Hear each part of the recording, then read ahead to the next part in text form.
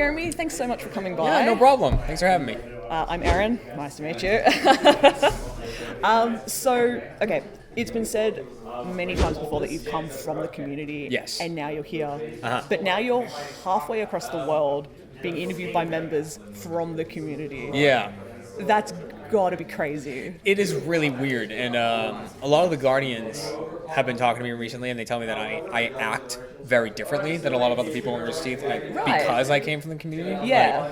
That I still like to go to community events, and when I'm not on a panel or something, I like to go out to the floor and sign stuff because I know that people who go to RTX, it's very disappointing when you don't get to run into people. Yeah, 'cause that's exactly. what it was like in the early days when there wasn't 50,000 people or whatever. Yeah. So it's changed the way that I react to certain situations. Yeah. I feel like. Yeah. That's really cool because you came out to the Rooster Teeth event on Friday night. Yep.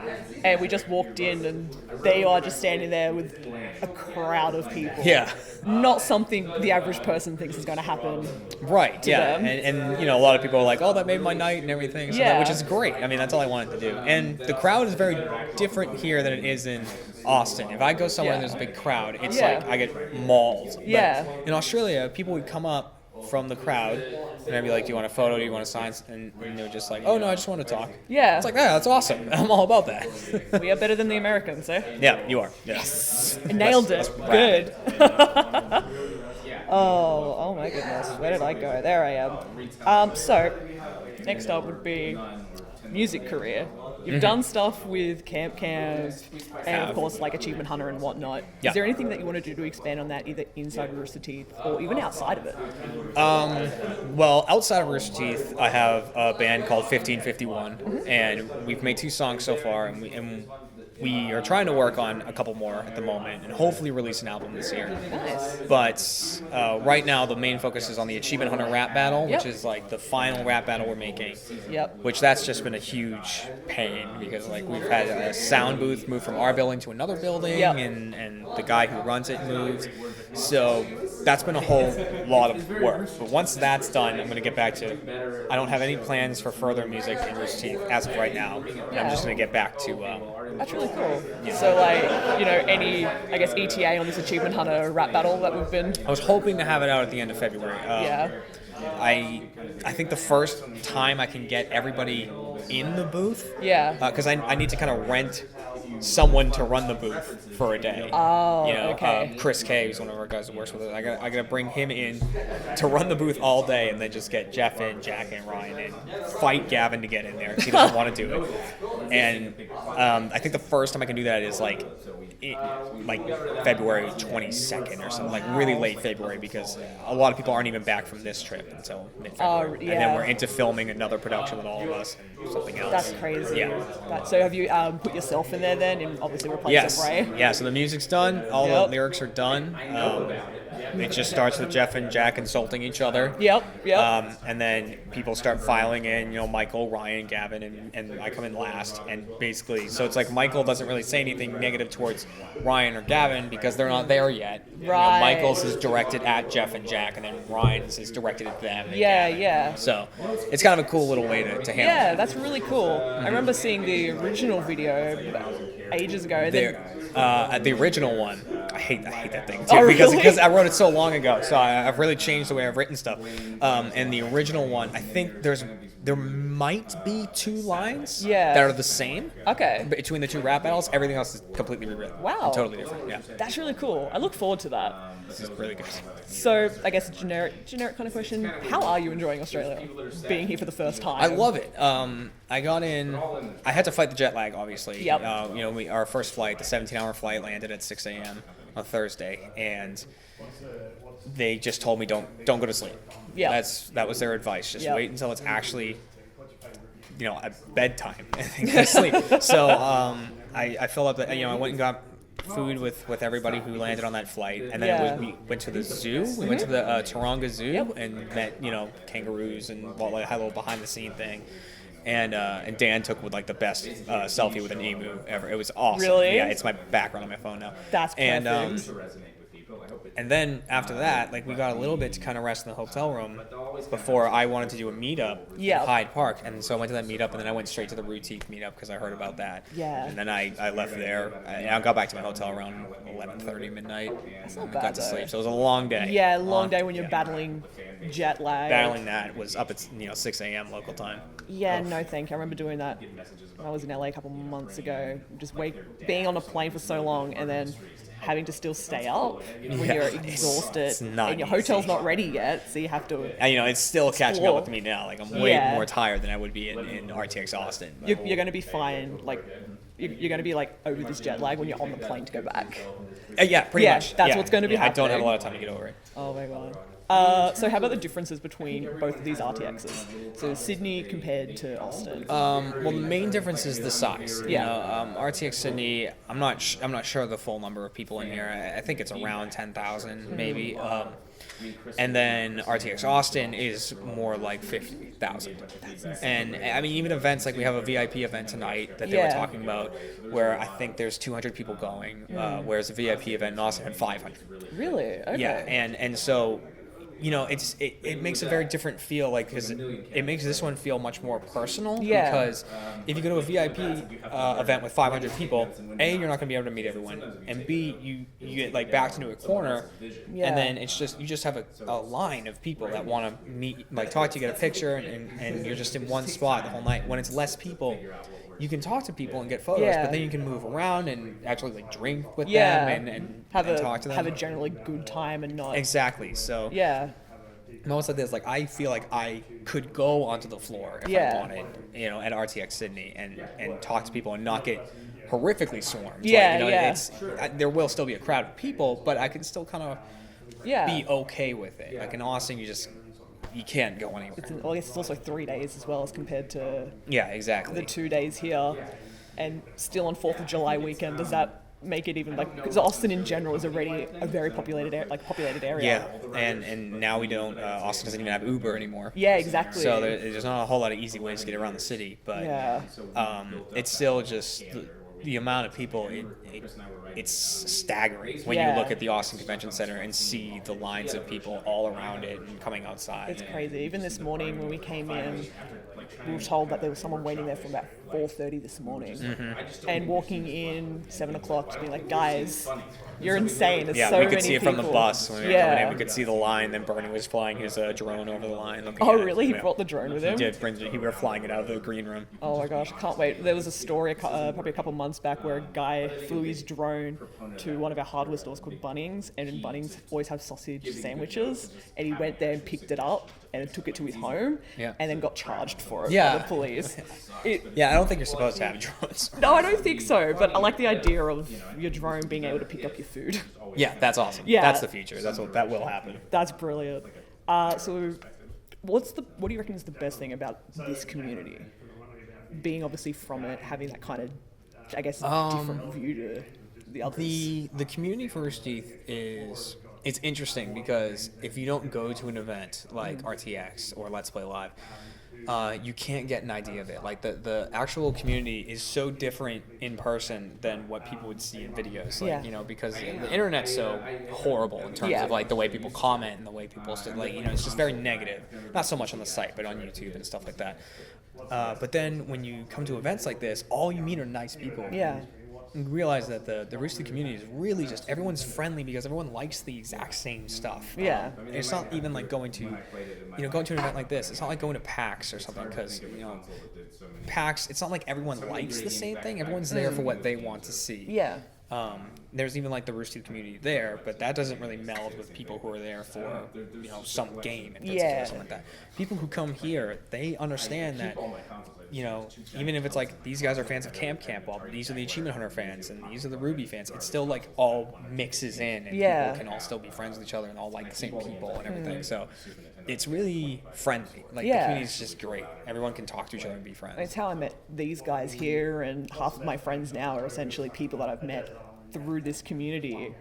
And I look back in high school and say, I don't know any of you people, but Rooster Teeth has given me a ridiculous amount of friends doing things I never thought I'd be doing. Yeah. And it's amazing to see. Yeah, the community's one of the best parts of Yeah. Rooster Teeth by far. I love it. It makes me a happy person. That's all that matters. So, what did you find the most like unexpected thing about working at Rooster Teeth? Everyone has this expectation of working there. Man, I think everyone, including myself, like before I worked here, when they look at what we do, specifically in Achievement Hunter, they look at it like that's easy. Yeah. You know, like, and it does look really easy. Just you sit there, you talk to your friends, and you play video games.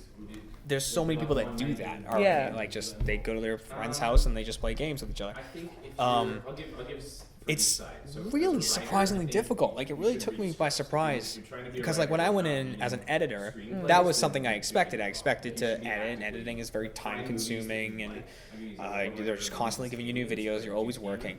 As soon as I went to just talent, it was just amazing to me how tiring it was. Like, I thought it was going to be, I got less work, but in reality, you get more work. It's the same reason that I'm kind of like, ugh, right now. It's because I've had a signing and I've had a panel, and you just have to constantly be on the ball during that whole thing. Yeah. You have to be, not that I'm trying to smile, but you have to be like, happy because then that makes them happy and everything. So like, you're talking to everybody, you're interacting, you have to joke, and especially in the videos, like you have to make sure that you get those jokes in. Yeah.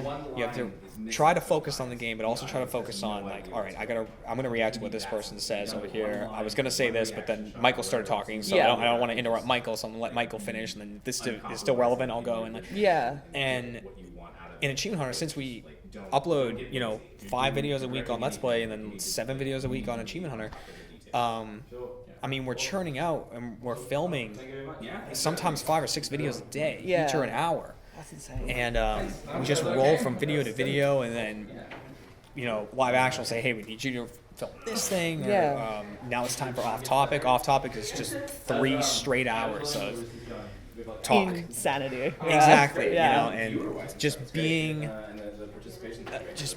like, it's not like we're not being ourselves. We're being, and I think it was Ryan who explained it as this earlier, we're being an amplified version of ourselves. People come to the office and they sit down sometimes, like if they get some special, if they win a prize, like the Achievement Hunter office, and they are amazed at how boring it is. Like, it's literally we finished recording the video. Oh, let's stop. Okay. And everyone's just down into work. No one says anything, and Jack will play music every now and again. Oh, okay. But then it's like, cameras are on. Okay, back to life. And that, coupled with like the talking and the recording and everything, you just get exhausted by the end of the day. So people just aren't ready for that level of work. So then how did you go from being, you and Matt came in as editors, but then eventually you got integrated into the main 5 at that point to be then the main 6? So what had happened was, so Matt and I both came in from the exact same place in the community. And they kind of had the same plan that they have now, which is, we have the main 6 and then what became the main 5, and we want to cycle in like secondary talent. And so I was one of the people in that cycle. So I think at the time it was me, Matt, Lindsay, and Caden.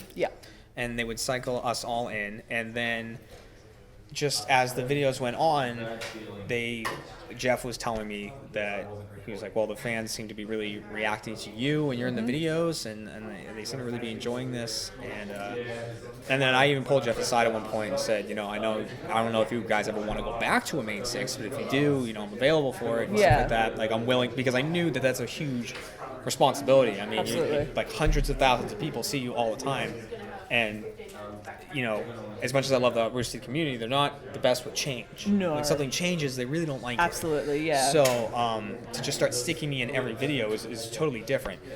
But I think over time, it just got people really responded well to me, and it took a little bit to fall into my place and meld with the group and everything. But it eventually worked, and I mean, now we're just back to the process where we cycle in. Now we have Lindsay, the cycle is now like Lindsay, Matt, Andy, Trevor, and Mika.